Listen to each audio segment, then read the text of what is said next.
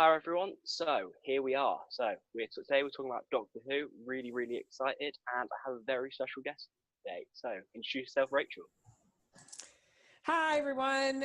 Thanks so much for having me on your channel. And thanks so much, James, for having me on your channel. This is so much fun.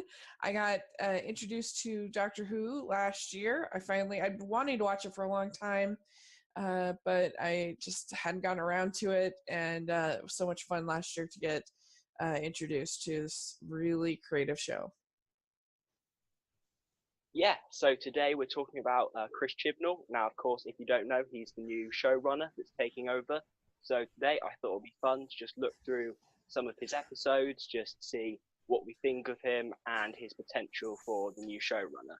So his first episode was part of series 3, and it's called 42. So what were your overall thoughts about this? I really thought it was a fun little like thriller. I feel like Doctor Who, they're either sort of uh, there's like the historical ones where they go back in time. There's the like ones that feel sort of a little bit horror themed, a little bit of a thriller themed, and then there's ones that feel really science fiction. And this to me was more of the thriller kind of a feel to it. I thought it did a good job developing tension, and yeah, so I enjoyed it. Yeah, I thought this one was quite a fun episode. I think this episode does kind of suffer with a few too many side characters. I Uh-huh. feel like there's a lot of ensemble characters. I find that a lot with all 5 of Chris Chibnall's episodes, that he likes to fill his episodes with a lot of different characters, which I think this episode the most probably affected it, because it did feel like there are a lot of no names that just got rid of pretty quickly. But overall, I like this episode very much. I think the villain of this story is very compelling. I really think he's a scary, classic hide behind the sofa Doctor Who villain, which I really enjoy that element. What do you think of the villain?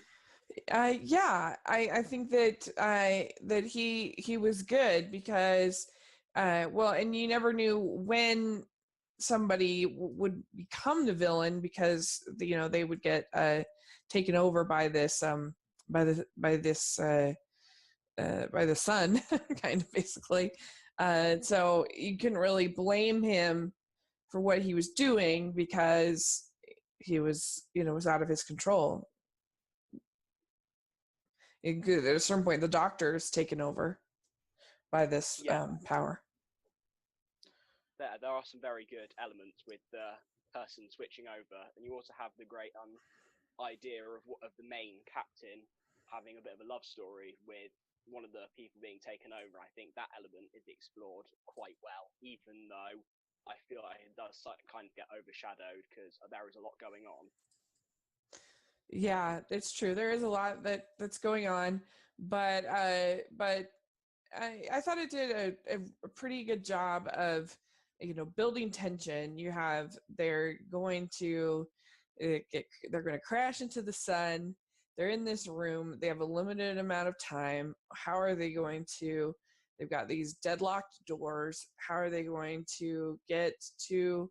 Are they going to solve the situation? And of course, like we know that the doctor isn't going to die because there's more episodes of the season, but if you can kind of suspend disbelief and just sort of get absorbed in the story, I think they did a pretty good job of like it feeling pretty helpless. How are they going to do this? And there's one point where he says that he's picking us off one by one, and Corbin at a certain point says it's your fault, now burn with me, and so all those things kind of create tension. I also think another big staple of Chris Chibnall's Doctor Who seems to be the home life, of course, with Brian in the series 7 episode. And I also quite like the way that Martha calls home to get the Oh yeah. pop culture knowledge. That's a great scene. So it does show that if Chris Chibnall does want to explore the home life in his own series, which he might do or might not, I think this and the Series 7 stuff does show that he's quite capable of that. Yeah, that's a good point. Yeah, and that provided some comic relief as well. Kind of her mother. Yeah. I think generally the Martha stuff in this episode is pretty strong. Yeah, and I like when she says, "You don't know the doctor. I believe in him." She has. This is the first episode I've seen with her, and she seems to have seems to be a very hopeful character. Yeah, that is. Yeah, I think I totally agree with that. Just generally, I think her just feeling like she's lost everything and she might die. I think that's a good way to take a companion, and I feel it gives the actress a bit of chance to do a bit of acting with her character and kind of differentiate herself from the other companions, which I quite like.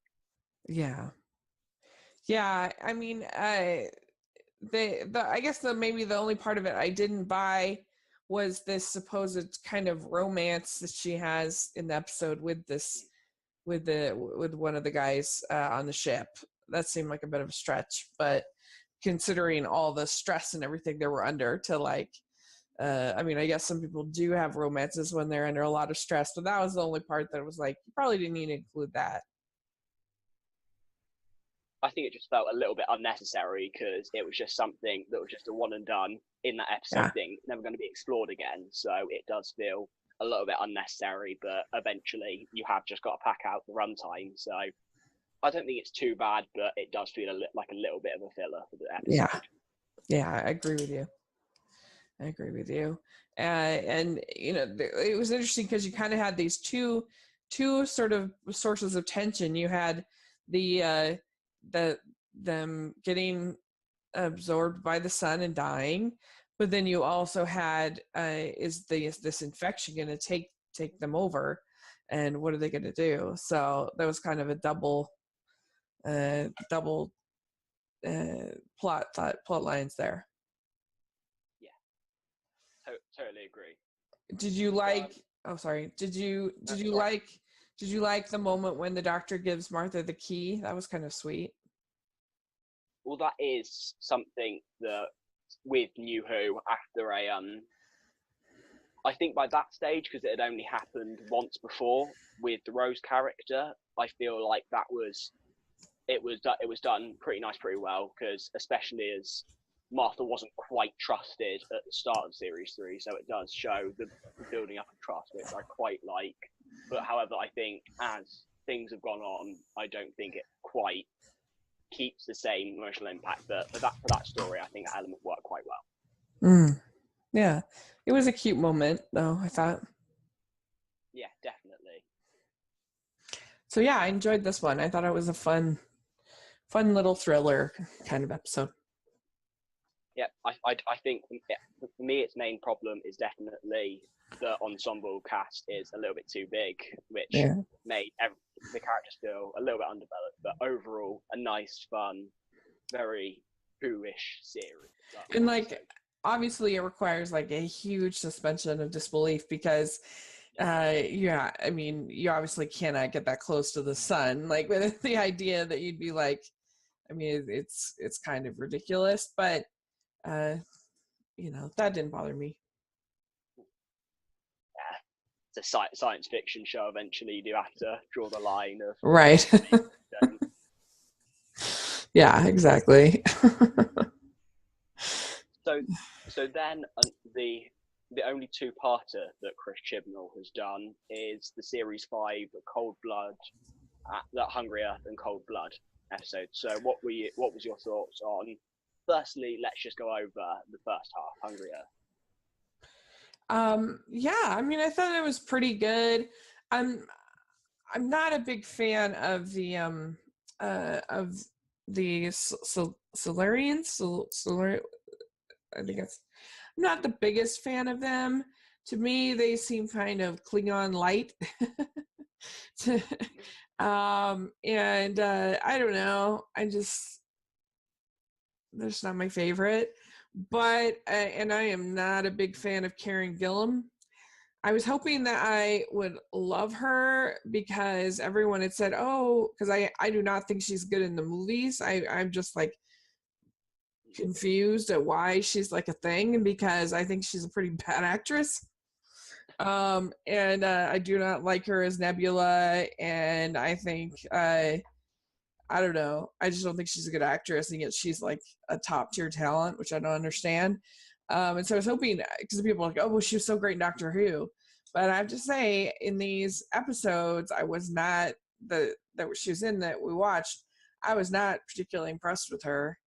But anyway, I mean, there's some fun moments, but I thought that she was just not a. I just don't think she's a very good actress.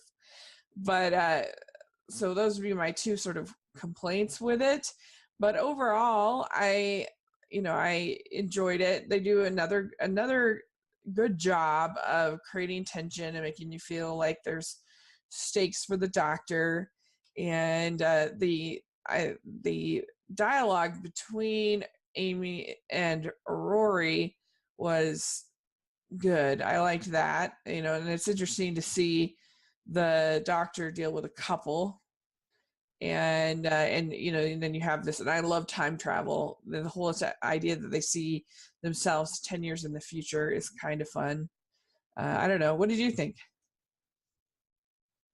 Well, I think for me, probably, even though I think I like this story, I think the main problem for me is that we've kind of seen this story arc for this like kind of story type, because Mm-hmm. a lot of the times with two-parters, even though I think they do some interesting stuff in the second part, this does feel very much like we build up to the alien reveal, which ends up happening with a lot of two-parters, and I feel like this just does feel like following a formula and isn't pulled off particularly effectively. However, there are a lot of elements in this that I do think are really good. I like the kid in this. I think it's rare to find good child acting sometimes, but I think the kid was pretty charming and nice in this.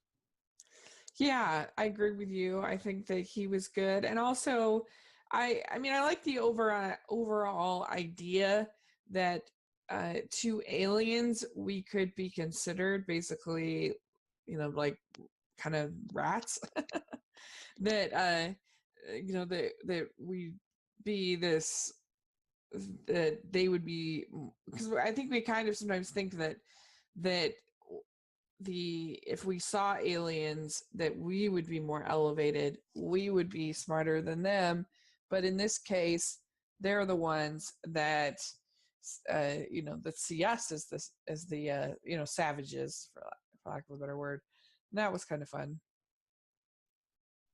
Yeah, it's definitely a nice idea to feel like they were here before us. It's just that is a nice angle to think about, that humanity isn't the most important thing like we see ourselves sometimes, which I think is a great element to this story.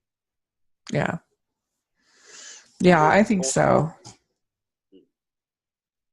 so. I quite like how Amy is lost within the first 10 minutes. I think that pushes, if not Karen Gillan isn't the best, I think that definitely pushes Matt Smith towards some better acting, and he works with, again, ensembles. I think Chris Chibnall feels comfortable working with, but I feel like that gives him a lot of moments with a more developed and probably better ensemble in this case, I'd argue. Yeah, yeah, and let's see, is this, I'm trying, they kind of mesh together for me. Um is this the one where you have the game hunter father? Um No, I think that's next one. series. Okay. I can remember.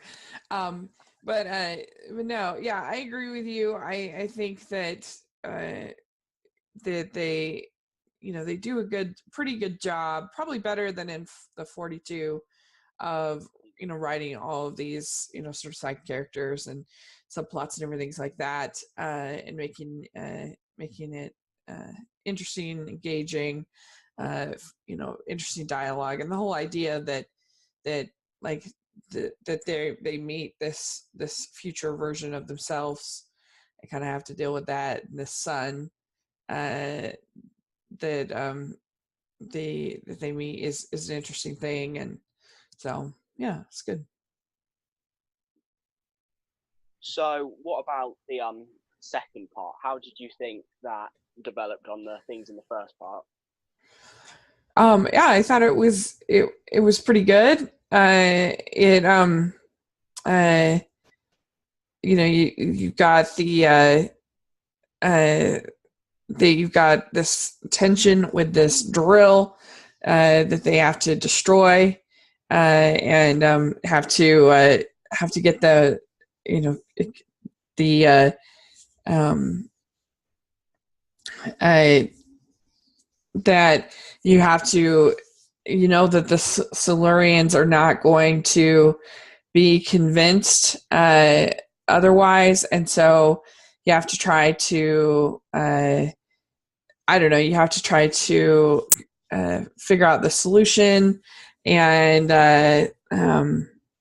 and try to find some way to get them to I don't know. There's this whole idea of sort of the crack in the wall in the TARDIS, and that's one of the fun things of time travel is when things get kind of messy, and that sort of like your Back to the Future Part 2 kind of thing, where it starts to get kind of messy. You don't see that often with Doctor Who, that they have some kind of problem with the time travel. But so that was sort of fun.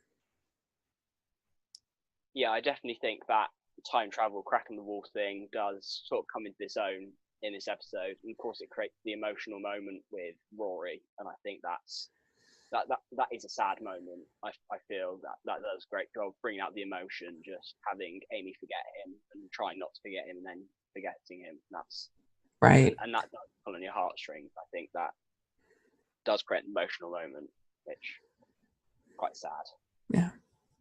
Yeah, I agree. Yeah, it was good. Which one do you like better, the first part or the second part?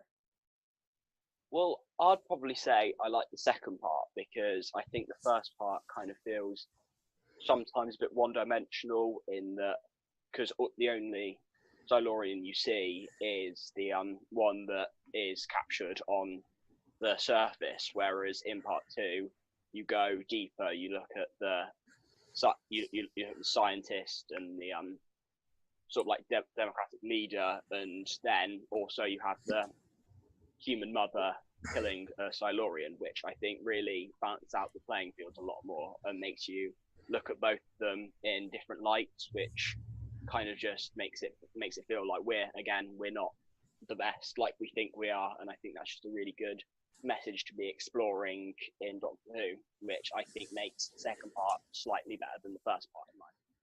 Yeah, that's true. And you have the tension of Elliot being in this chamber, of the boy being in this chamber, and what's going to happen to him. So that that's pretty tense too. I think that so. So far, do you think you prefer 42 or that two-parter? I think I prefer 42. It's just like a tight little thriller, I think. And I think I like Martha better than Amy. I think even though Amy does get some development and has time to shine, because that's both companions' first series in the show, I think you can clearly see that in the time they had, Martha became more developed and came into her own a bit more quickly than Amy did, which is probably the sign of a better companion. Yeah, I agree with you. It was interesting because I've seen I watched all of season 10 or series 10, and not just because of they're both black, but it was kind of interesting to think about Billy versus Martha. um I don't know, I feel like there's some similarities there between their characters. I think that Billy is probably uh more of an outspoken um character than Martha, But anyway, just made me kind of think about that. Yeah, there are definitely parallels between those two characters, but I'd have liked to see a bit more of Bill personally. But I mean, Yeah, with Bill. Yeah. But Yeah. Interesting. oh well. So then, the first episode of Series 7 that Chris Chibnall wrote was Dinosaurs on a Spaceship. So what did you think of this? This one was really fun. It was a fun spectacle. The whole idea of these dinosaurs, you could tell they really put money. I mean, for a TV show, you have to take it's not obviously not going to be like Jurassic World or something like that as far as the special effects, but I thought they were pretty decent for a TV show. And the whole idea of sort of this Silurian arc is kind of interesting. And the I don't know, it was just pretty fun with these robots and the dinosaur, and you got Queen Nefertiti, who was really fun and had some nice chemistry. I liked the interactions between Rory's father, Brian, and Nefertiti. That was very enjoyable. The kind of had almost a romantic comedy kind of dynamic there, sort of. And there's just enjoyable scenes like when they end up riding the I'm not good with my dinosaur names, but when they end up riding one of the dinosaurs like a horse, that was fun. So yeah, I enjoyed this one. Yeah, I think this is probably Chris Chibnall's best management of the ensemble cast. We've clearly seen him improve that. Yeah. In the way, because here every character is likable and investable, and I really like the character of Brian. I think he's charming actor. Love him in everything he's in, and so generally that character really works for me. Mm-hmm. Also, David Bradley's here, which is nice now that he's done some other things with Doctor Who, with the First Doctor stuff, which I think is fun. Mm-hmm. Yeah, the story is generally just a nice, but it's very Doctor Who in both the premise and the execution, which I think is always fun. Yeah, I think so too. Do you like them having two companions in these seasons with Rory and Amy, or do you prefer them having just one? Well, I think it depends, because I quite like almost the development of Rory and Amy, and I think as every other season has had one companion, so I think even though the one companion archetype does probably work slightly better, I think to mix up and then have two companions, and then even though it doesn't quite work in the early seasons, still keep it going, it does feel like it mixes things up, and I think that's what you need in a show like this. So I actually quite like that sort of way to go. Yeah. It was interesting. I mean, obviously you don't have the romantic sort of element that sometimes they throw in there with the Doctor and the companion, but I kind of like that they're just friends and they just genuinely there's I can't remember which episode this is in, but they have sort of a nice moment where they're sitting and she says, I don't know if we can do this anymore, like we need like a sort of a normal life. And the Doctor, and she says, I don't know why you care about us, or why you spend time with us. And he says, that he says something to the effect of, you were the first people that I saw, the first person that I saw, and basically I like you. You're my friend. That was sweet. Yeah, I think that is a really, really excellent moment as part of that story. Yeah. I'm interested. What do you think of the because there's the two robots that help David Bradley's character. Now, in a post-Solo era of that sort of robot, I wonder, how did that work for you? I mean, they were fine. It wasn't like an L3 where I was super irritated with her. They were more transformy to me, I think, than droidy. They they were just kind of sort of bland robots. And I think most of the entertainment from this episode is all the dinosaur shenanigans, Queen Nefertiti and Brian. I think those are sort of the most entertaining elements.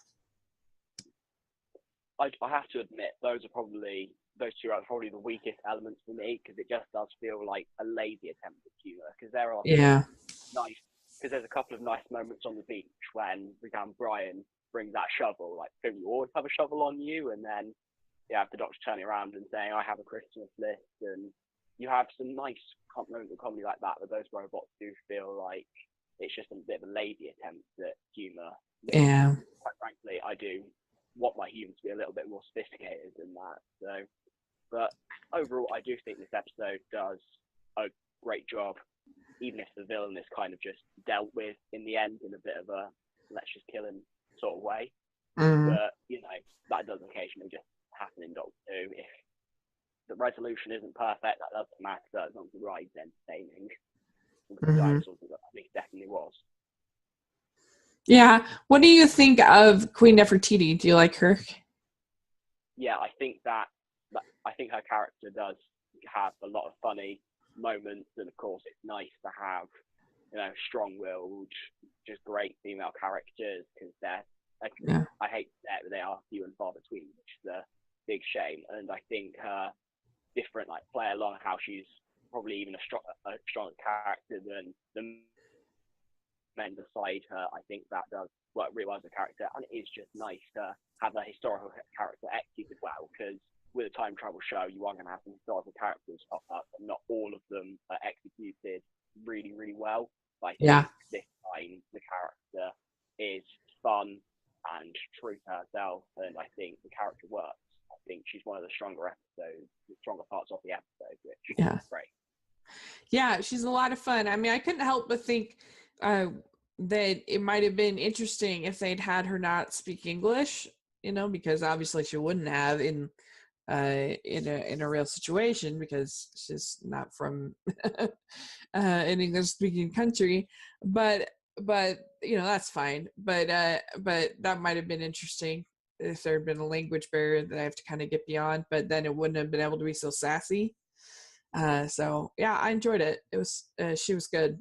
I liked that actress that played her. She was good.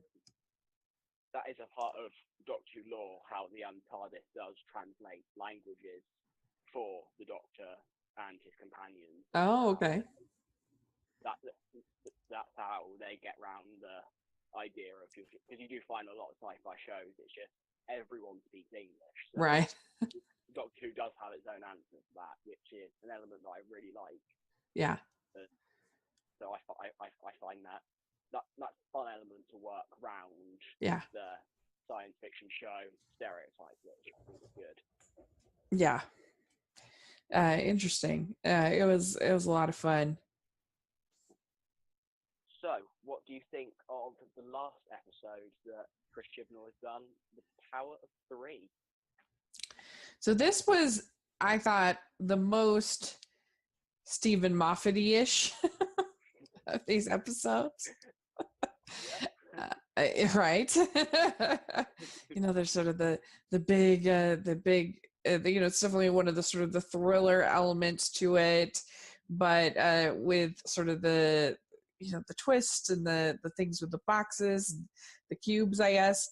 But it definitely had that feel. It's certainly better than his later episodes, because you can tell that here he has a writer and a director that's kind of rein him in. So it's less obnoxious than like the typical. But I don't know. This was, like I said, this one that felt the most like a Stephen Moffat episode. I do have to admit, even though the first half an hour isn't perfect, I still think it's an enjoyable enough ride with a Yeah. decent sort of premise as it goes along. But then the answer just, it irritates me so much. That's the Stephen Moffat part. It's just such a weak, irritating answer to something that's just been built up really, really well. Yeah. I think it's nice to explore how just the idea of the slow invasion. I think that's such a clever idea. Everything in Doctor Who is sometimes now. So just to see it, just learn and observe. I think that is great. Yeah. Yeah, I like the idea of these cubes. Like, that's pretty creative. Because nice they got Brian back. That's great. Yeah, that's fun to have Brian, and yeah, it's just like, because it just, that there's something more sinister about these cubes, but they're just like cubes. Like, you never think of an alien invasion happening with just like random cubes. So that was pretty clever. And like, everybody should just destroy them, but you can't destroy them because you don't know, like, they could be, what if they are super powerful and somehow can like cure cancer or whatever, so like, you don't want to destroy them. But yeah, and sort of all the buildup of like, what are we going to do with the cubes, and then like, yeah, I agree with you that the second half is maybe a little bit disappointing. I do think how the episode is very logical, because it does show you how everyone would respond to that sort of thing. So there are just normal people taking them into their homes and just having them there as ornaments, and that's so natural. And then you have sort of the military reaction, which brings in Lethbridge Stewart's daughter, which is a nice nod to classic fans of the show. So I think there are some really good in the first half of the show, with the first half of the episode, which does elevate it. It's just nice to show how normal people would react to this sort of invasion, which I think is really a good element to explore in the show. Yeah. I mean, and like, this is basically the aliens see the humans as pests, right? And so they're just trying to, this is their way to destroy us. Is that right? Yeah. And so, yeah, the doctor figures out a way to reverse the pest control. So and everybody gets saved, and it's all good in the end. But yeah, I mean, it's kind of it's a fun. The best thing about this episode is the whole idea of the cubes. It's just, that's pretty creative. What do you think of this episode from a comedic standpoint? Because I'd say out of all of them, this is at least the episode that attempts to be the most comedic out of Chris Chibnall. So do you think this episode shows potential for some comedic stuff going forward in Series 11? Oh yeah, that's an interesting question. Well, I mean, all of these episodes have elements of humor in them, but yeah, there are some more sort of silly moments in here. I think maybe because the idea of the boxes the cubes is a little silly, and maybe and I think that the Brian is a big reason for a lot of that comedy, because he's so such an archetype, a character. But yeah, I enjoyed the comedy. I thought it wasn't too. It would work better than in the last one with the robots. Yeah, I think there's a very nice montage with Matt Smith trying to work out what he's gonna do, and then it's only an hour. And even though you can't 100% cut that out of the writing, it still shows that he's very good with ideas, those sorts of montage things, which is nice. And then yeah, Brian with his videos, those end up being quite funny, and just generally Brian is Brian, and Brian is awesome. Yeah, I agree with you. It was a lot of fun, and I mean, they could have had more interesting motivation. I feel like the whole pest idea worked better in the two-parter with the mining, because you had more, the Silurians had sort of been treated badly by the humans, and they had this sort of backstory, and so the fact they would see them as kind of as sort of apes, as sort of vermin, made more sense than these aliens just kind of coming here and killing a third of the people. It's like, so I think that the motivation was maybe a little weak in this one. Yeah, that is a shame, but just generally, I mean, anything to do with non-cube villain is just, not great. Right. Just an element to avoid, really. It just doesn't end up working. I think every time the story moves to the hospital with that little girl with like touching a cube, every time that happens, the story just falls flat. And there are so many interesting locations that they do, like the military base where they're exploring these ideas with the Lethbridge Stewart character, and then even with the stuff in the houses, all that sounds so interesting. But any time the story moves over to the hospital, it just feels just like such a shift in tone, and the story just kind of falls apart every time it goes back to that hospital, which is a slightly shame. Mm-hmm. I think that's true, and that it is a little uneven in that regard. So I don't know. It does feel very sort of Shyamalan-y, which is the part that feels very Stephen Moffat-y to me, because I say that Stephen Moffat is the M. Night Shyamalan of television. So. So I'm excited to have him be gone from Doctor Who. Yay! So, especially season 10, there were a lot of episodes where it was just so gimmicky, and that's Stephen Moffat for you. So going back to the silly aspect, would you argue this episode was too silly, or just the right amount of silly that was then slightly ruined by the tonal shift? Yeah. I mean, I don't know about ruined. But yeah, the comedy didn't work great in here. It was kind of uneven. I'd say Doctor Who is a show that's built on a lot of silliness. So I think, I'd say silly in Doctor Who is fine, and therefore that's okay. So I personally quite like the silly elements.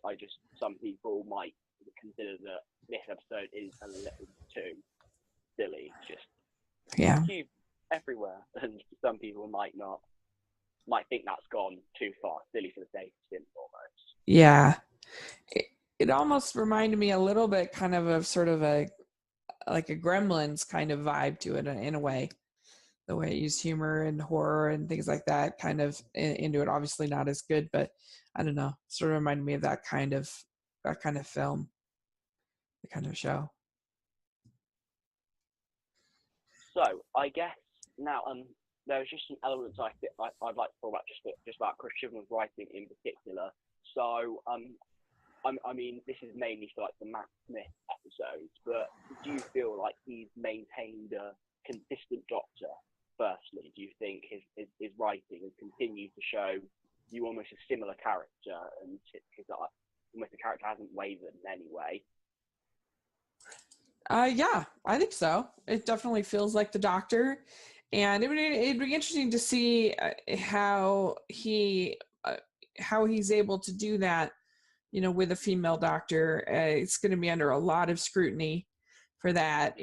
People that like the decision, people that don't like the decision. But I really like Matt Smith. He's really fun, and I don't know what's your favorite. Who's your favorite Doctor? I'm personally, I mean, I grew up with David Tennant. I've watched the David Tennant episodes so many times, but I think Matt Smith does bring his own stuff into it, which is quite nice. I quite like Matt Smith's Doctor. Yeah. What I am worried about it in Series 11 from the Doctor standpoint is that from some of Jodie Whittaker's lines in the trailer, she does feel a bit like a Matt Smith clone sometimes, and I'm not sure whether that is trying to get things back up to the fun sort of place that Doctor Who was in Series 7 before some of the complaints started coming in Series 8 and 9, or whether it's just going to feel like a bit of a rip-off or a clone, but they feel like they can get away with it because of a different gender form Doctor. What do you think about that? Yeah, I think it's interesting because it does feel very different than Peter Capaldi's Doctor, who was more of a curmudgeon. I don't think we're going to get that with the new Doctor, with the female Doctor. It looks like, and also it kind of reminded me with him having two companions here in these episodes with Rory and Amy. It kind of I think that might be similar to what we get going on with season 11, because she has, I think, two companions. I'm pretty sure, maybe even more than that. So it should be interesting. Which is an element that does slightly worry me, because there will be three companions, because there's Bradley Walsh, the older companion, and there's two younger companions, and that's the main thing that made me, when I went back to these episodes, look, okay, how many cast members did I? And in fact, in all of them, to a certain extent, that's where the ensemble casting does come through. So, I mean, it depends. If he does it like he did in, say, 42, where he can't particularly handle the amount of characters he has in the sort of show, then it might not come off as well. If he can handle it in like the Series 7 way he does, where he gives each character time to shine, he doesn't have too many people in the ensemble cast, I think it could work out. Yeah, I think so. And they have to be really careful about making sure the priority is story first and not girl power, not trying to make it like empowering. They because that, it won't do anybody any good if it's just cliched sort of girl power. If these aren't high quality episodes of, you know, the Doctor with an interesting character, then that's a problem. So hopefully they won't. But yeah, I mean, I think that you can see a lot in the development of Matt Smith's character, and these are things that hopefully we'll get with Jodie Whittaker. I think, I mean, Peter Capaldi could be funny, but I think we'll probably get a little bit more of that sort of British wit kind of thing going on, hopefully, with because Jodie Whittaker has such a comedic background, so there's a lot of potential. I mean, it is a shame that there's going to be, it's going to be very hard for her to break through, because of course you have people that don't want a female Doctor, right? Who will be very much,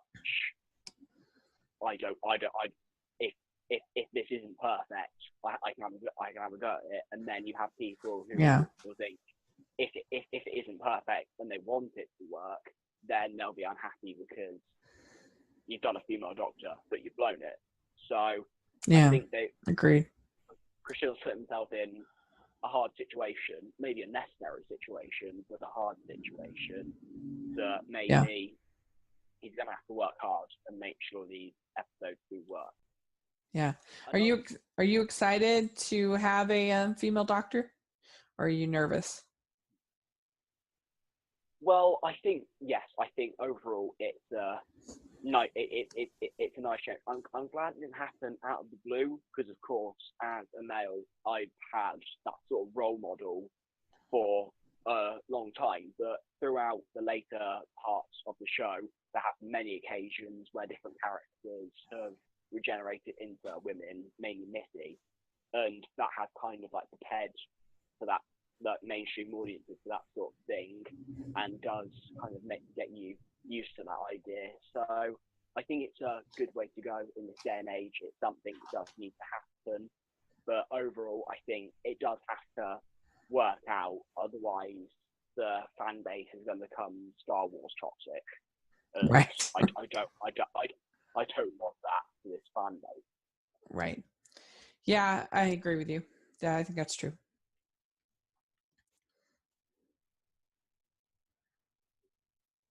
It's going to be, people are going to be under a lot of scrutiny for the new Doctor for sure. There's no doubt about it. So hopefully they are working really hard to make it quality, because people are going to nitpick it for sure. So, what would you say your favorite episode out of what Chris Chibnall's done so far, and what would you say your least favorite is? I think 42 was probably my favorite. I enjoyed that one. And I think, yeah, I mean, and I did like Dinosaurs on a Spaceship. Those are probably my two favorites. Just because the Dinosaurs on a Spaceship was just fun. It was just fun and silly. And my least favorite was probably the Hungry Earth, Cold Earth ones, just because I'm not that into the Solarians, however you say it. Not my favorite. And at least the Power of Three had like the interesting idea of the boxes. But I don't know. Those are I didn't hate any of these. They were all fine for me. But it was probably a close match between Power of Three and the Hungry Earth. But I don't know. They were all pretty good, I think. Yeah. I think probably for me, I think Dinosaurs on a Spaceship is probably my favorite. Yeah. Because it embraces the silly, has some great episodes, Yeah. introduces Brian Wells, and I just really enjoy episodes, even with slightly irritating robots. And then probably Power 3 because of the ending. Yeah. Yeah, maybe that one is my least favorite. It's pretty lame. Are you excited to be done with Stephen Moffat? Yes. Yeah. I think when watching Russell T Davies and then having that style swap over to Stephen Moffat, it's such a noticeable difference to how Stephen Moffat's style works, with his much more in detail story arc than his much more build up, reveal sort of storytelling. And for me, I just much more enjoyed the Russell T Davies version of the show. So yeah, I'm looking forward to having the style freshened up, even if it's not quite Russell T Davies style.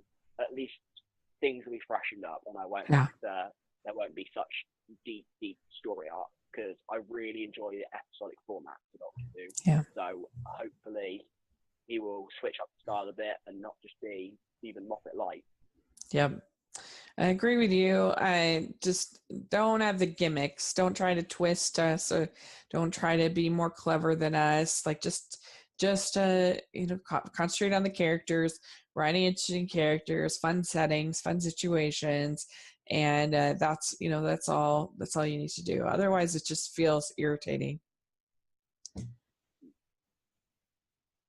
So, do you think Chris Chibnall has potential to be a good showrunner? What your overall? I think so. I definitely do. I thought all of these were fun. There were none that I was like, that was boring. I was fine. I enjoyed all of them. So yeah, I think so. Definitely. What about you? Well, also Chris Chibnall has done a couple of Torchwood episodes, one of the spin-off shows, which are a little bit weak. And overall, I think going into the show, he's in a weaker position episode-wise than Stephen Moffat was, because Stephen Moffat did classics like Blink and the series one, Empty Child Dances, and So he did some really, really great episodes under Russell T Davies, which Right. he hasn't quite managed to do. But I think so much of it is down to his own style and how he runs it as a show instead of his individual episodes. Mm-hmm. And hopefully this will be more broad church than some of it. Hopefully he's a great showrunner and his episodes are more of this Doctor Who standard than his Torchwood standard, which Yeah. Interesting. I'm hopeful for. Yeah. I think hopefully he'll have good writing, and it will work. I mean, I think I know the showrunner does some of the writing, but it depends. Yeah, I think he should do fine. Because like I said, I enjoyed all of these were pretty fun on some level, some more than others. So hopefully he'll do a good job. And I just hope the female Doctor's decision doesn't come back to bite him, because if the female Doctor doesn't work again, all of his achievements could be turned over. So I think there is a lot riding on that, but I think I believe in him. I think he's, especially with his success in Broadchurch, I think he's got it going for him. I reckon he can do it. Yeah, I think it is, and it's going to be very interesting to watch. But it's certainly it's going to be very challenging. But yeah, I think he can pull it off. Let's hope. Fingers crossed. Yeah. Yeah.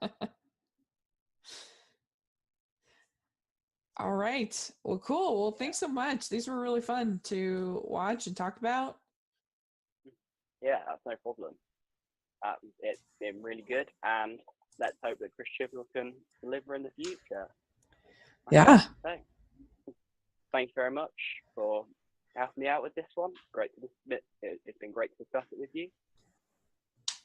Yeah, make sure you check out my channel. Me and my friend Jonathan, my channel is Rachel's Reviews. Make sure you check it out. My friend Jonathan and I have reviewed all of the episodes for season 10 and season 1, which is sort of strange combination, but that's just how it worked out. And we're going to be trying to do more of them, as we go, more classic, and also we'll definitely cover the new season. So that should be a lot of fun.